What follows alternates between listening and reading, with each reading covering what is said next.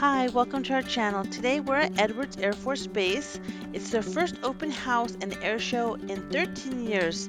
So we're so excited to see all the fun exhibits, all the aircrafts, and all the fun. So when you get there, you go to exit 55 Rosemont Boulevard. There is going to be a long line of people to get into the base, but don't worry, it goes pretty fast. They are well organized, and for the amount of people that are there, you get in pretty fast, pretty quickly. And just remember to find a landmark to remember where you park, because at the end of the day, everybody is lost together. So make sure you know where you parked.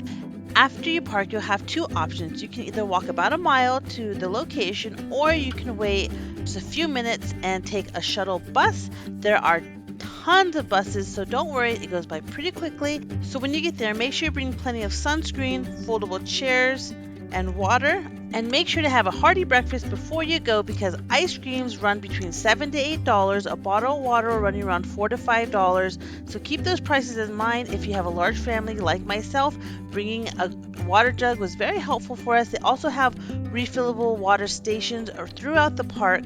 So don't worry, you can always refill while you're there.